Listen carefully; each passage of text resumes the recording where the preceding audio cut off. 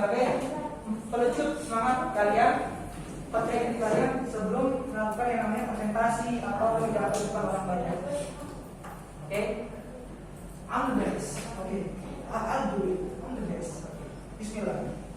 Kemudian yang keempat, 1, 2, 3, 4, 5. Yang keempat, berbanyak latihan 10.000 jam ala Steve Jobs. Kalian tahu nggak siapa Steve Jobs? Pembuat iPhone. Steve Jobs adalah pendiri iPhone. Ceritanya hampir sama aja dengan ceritanya itu hampir sama aja dengan Barack Obama. Dulu itu Steve Jobs sempat depresi. Dia sampai meninggalkan kuliahnya, berhenti kuliah dan masuk kerja ke perusahaan komputer yang tidak jelas gajinya atau tidak jelas kehidupannya istilahnya. Sampai beliau pernah berusaha dengan obat-obatan terlarang juga. Tapi dia nggak berhenti sampai di situ. Dia jadikan itu pengalamannya, traumanya untuk sebagai pelecut semangatnya dia.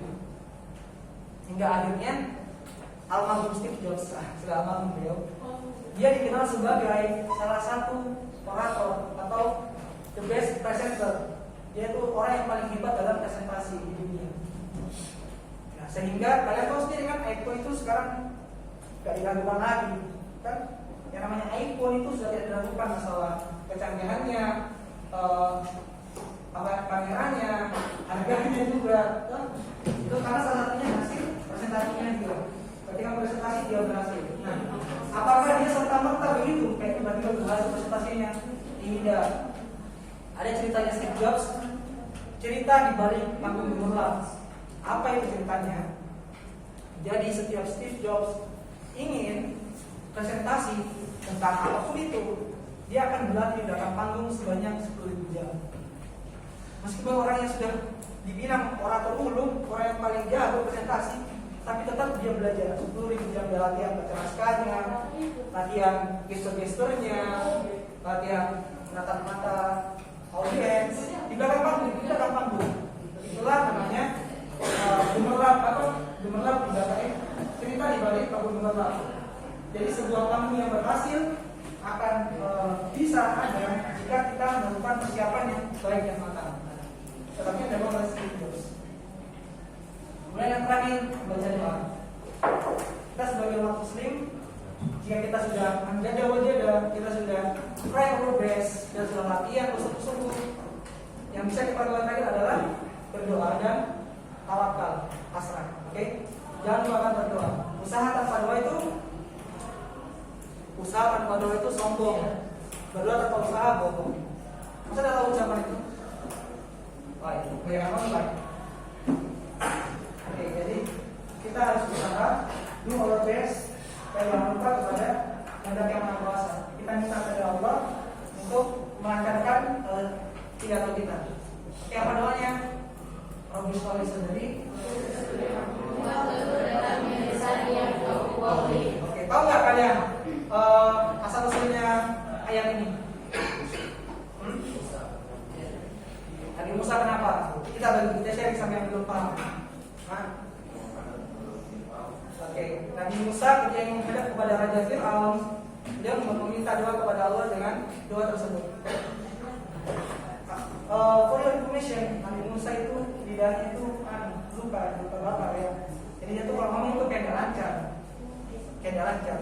Sehingga ketika dia menghadap kepada Raja Fir'aun, dia berdoa kepada Allah dengan doa tersebut. Hingga sekarang kita baca, saya mau belajar dong, bisa kalian aplikasikan juga. Sudah paham?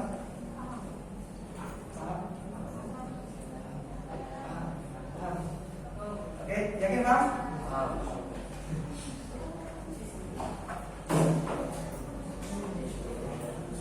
Speech like a drama musical artist. Berbidatolah seperti artis musik drama. Nah, jadi dalam pidato itu biasanya kita menggunakan yang namanya volume suara kita. Apa saja yang harus dilakukan untuk menghadirkan irama dalam berbicara? 1, volume. Kita itu ngomong dalam pidato, dalam presentasi itu enggak lurus-lurus saja, kayak ya saya akan pidato hari ini tentang ini dan ini, ya yang tidak ada. ada saatnya kita harus sabar, ada saatnya kita harus semangat, kasih naik suaranya, ada kasih rendah. Kapan datang? Ya, pada saat kita ngomong santai. Kapan harus naik? Ketika kita sedang bersemangat, mengajak pendengar untuk melakukan sesuatu, kita harus bisa. Jangan, kita harus bisa. Harus bisa. Kan ya, beda kan? Dan kapan kita harus merendahkan suara? Ketika kita sedang membawakan sebuah cerita yang sedih, misalnya saya sangat merasa sedih kejadian tragedi yang terjadi. Itu contohnya, oke? Volume kecepatan.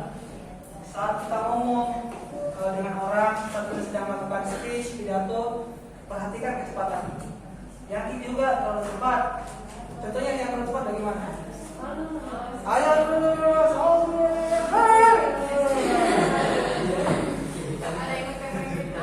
nggak jelas. Dia tuh ngomong, itu orang depan tak kemana-mana sih. Jadi jangan terlalu buru-buru, tak? Yang juga orang lihat.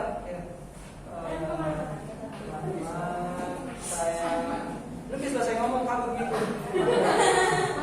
Oke, perhatikan kecepatan. Ya, intonasi yang tadi saya lakukan. Ada kapan kita harus naik, kapan harus turun. Kita harus bisa menghemat suara kita juga, kan? Jangan sampai nanti kehabisan suara. Oke, yang terakhir jeda atau paus. Apa itu jeda atau paus? Kenapa jeda itu termasuk dalam gerak bicara? Paus. Paus ini paus.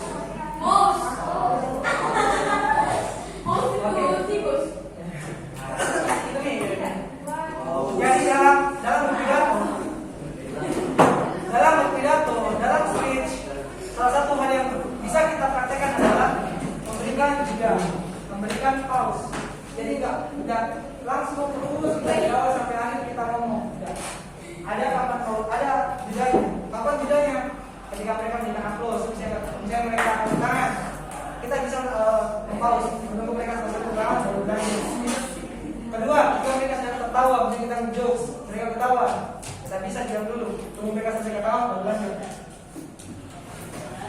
Kurang lebih seperti itu, oke? Dan sini dalam cara saya contoh ya, saya coba foto.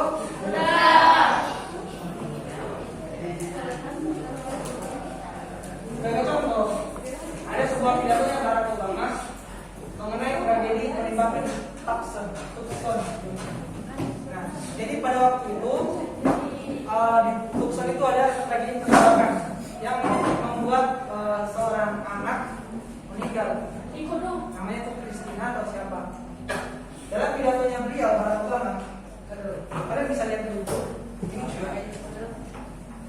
Jadi itu Barack Obama itu enggak serta-merta dalam pidatonya ngomong terus tidak.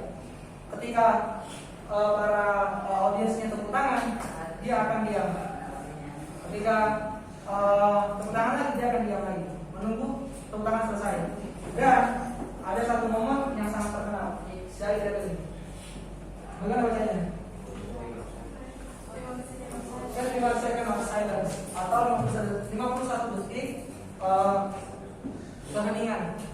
Nah, ini dilakukan oleh Barack Obama ketika dia selesai mengucapkan sebuah kalimat tentang ada videonya yang bisa kami lihat.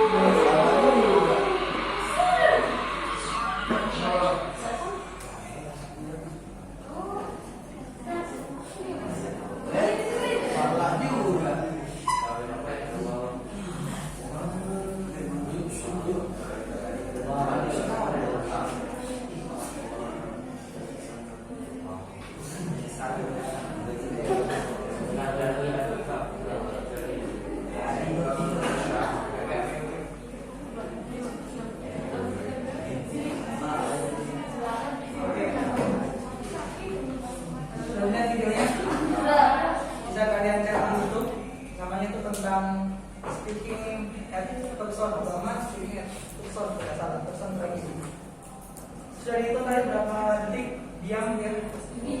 Saya sudah tiba kelas sendiri kemarin. Pas 14 detik. Dia tuh diamnya nggak serta-merta langsung diam. Begitu. Enggak, jadi nggak taunya begitu. Zikir. Subhanallah. Sebelum diam, ada kalimat yang benar-benar poinnya dia sampaikan. Kita akan membuat Amerika sebagai negara yang demokrasi seperti yang diharapkan oleh Kristina. Saya yang meninggal tadi, Kristina meninggal perempuan. Dan kita akan membuat Amerika menjadi negara yang bla yang baik. Setelah itu kan umur orang pasti kayak pada saat sudah poin yang dia sampaikan, orang-orang sudah antusiasme kayak ya dapat mikirnya toh, mereka kayak semangat, sedih juga karena tinggal jadi orang perempuan anak kecil. Dia diamnya itu bukan diam toh, ada artinya. Kapan dia ngomong di situ, audiens tidak akan merasakan simpati.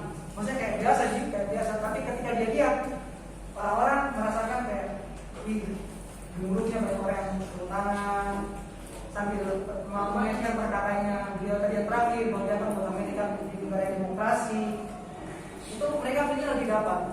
Kesedihannya ada, kebahagiaannya ada karena Barack Obama yang berjanji, dan rasa bangganya juga ada. Dan dia biarkan orang-orang jatuh dalam keheningan itu, keheningan dari itu kebenaran tadi. Peristiwa ini disebut sebagai 51 second silence atau 51 detik keheningan. Dan ini salah satu cara yang membuat Obama itu sangat terkenal sebagai orator yang ulung, yang handal. Bisa kalian terapkan nanti. Saya akan buat manduan menjadi sekolah yang hebat.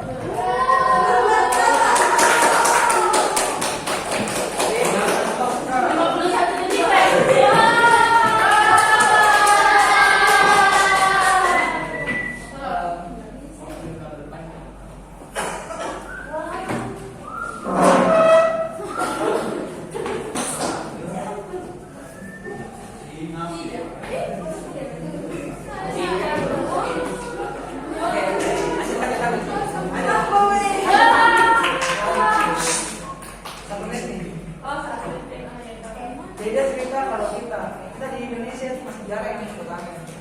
Disuruh kaki.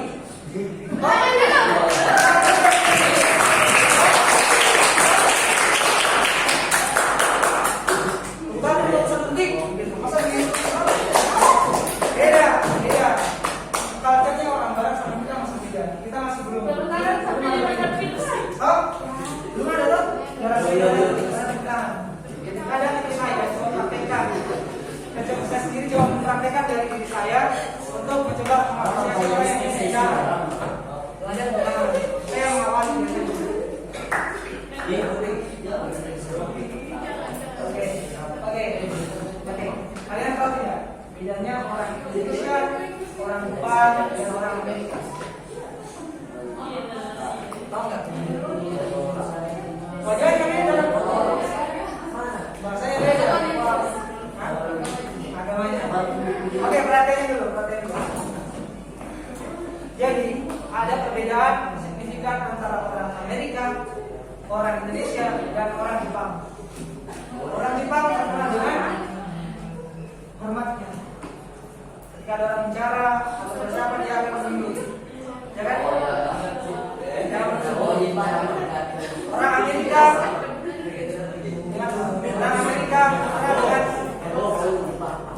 Orang Amerika terkenal dengan respeknya. Tidak usah ditanyakan ke orang Amerika, orang Eropa itu kalau masalah respek jangan kau ragukan. Sepak bola ada itu tim hati, tim lawan, baku tumbuh drop jatuh, itu lidahnya tertelan. Banyak pemain begitu yang mati. Akhirnya tim lawan yang paling dekat dengan dia harus ngatakan lidahnya supaya tetap bisa bertahan hidup. Salah satu respect. Tidak ada jijik, tidak ada apa, itu yang menyelamatkan nyawa orang. Itu respect. Itu yang dikenal dari orang barat. Selain itu, ada hewan, kucing atau apa, sekarang di jalan, nah pompa itu sampai hidup lagi. Coba ya. Itu salah satu ekspresi orang Barat. Kita orang Indonesia terkenal dengan ramahnya. Ramah. Orang Barat itu kalau main di Indonesia dia bilang orang Indonesia itu ramah. Somberi. Kenapa kita tidak mempertanyakan semuanya saja? Kita coba belajar untuk mempengaruhi orang yang kita coba diskusi orang lain seperti orang Barat, dan kita coba untuk kembali lagi. Ketemu guru, ketemu siapa? Kak, Gabe, yang malu, yang timainos. Karena biasa saya lihat murid-murid yang pernah saya ajar, pernah saya ajar di kelas berapa nih? 6. Ada itu muridnya yang kayak ketemu kata, jangan kan nggak sapa, kerja kan lihat langsung begini. Padahal nggak lihat kan? Jadi karena itu kami tuh kayak kita kan sudah pernah kenal, kita sudah pernah tahu, sudah pernah berjuang gitu loh. Saya kan yang kayak siapa yang lama. Sampai sini sudah paham ya? Ada semuanya? Ada semuanya lagi.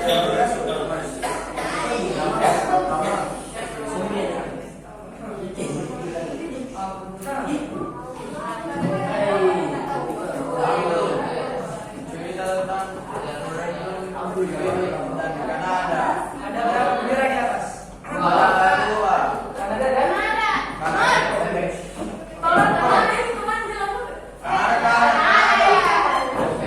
Ini kan yang saya akan maksud. Bicara tentang debate. Kita debat tentang debat. Mainkan dengar dulu. Jadi salah satu kebiasaan yang dilakukan di suatu ketika pada tahun 1980 orang Quebec itu sebuah Quebec itu salah satu provinsi atau kota yang ada di Kanada. Mayoritasnya orang yang di Quebec itu menggunakan bahasa Prancis. Pada tahun 1980 masyarakat Quebec ingin merdeka dari Kanada, memisahkan diri. Namanya referendum untuk memisahkan diri. Dalam mereka tuh menganggap bahwa ketika kita berpisah dari Kanada, kita bisa lebih makmur, lebih bisa menghandle uang kita sendiri dan lain sebagainya. Padahal pada saat itu mereka sudah terjamin loh semuanya. Di Kanada itu orang yang tidak kerja itu dikasih uang. Di Kanada? Iya. Nah, sampai misalnya terkenal sebagai zero kriminal, tidak ada sama sekali kriminalitas di sana. Kalian tidur malam di rumah dikunci, tidak ada rumah dikunci di sana, aman. Karena kita di sini sudah dapat bantuan, sudah dapat ini terjamin dari mereka. Nah, tapi orang Quebec ini tetap ingin bebas dari Kanada. Hingga adalah namanya referendum. Referendumnya dengan cara apa? Dengan cara debate. Jadi mereka itu diplomasi, tidak yang perang. Saya ingin merdeka dari Kanada, tidak. Lewat debat. Nah, debatnya itu disiarkan terus di TV, di radio, ini secara live, sehingga orang-orang itu bisa lihat apa yang sedang terjadi, apa yang betul-betul terjadi ketika debat itu.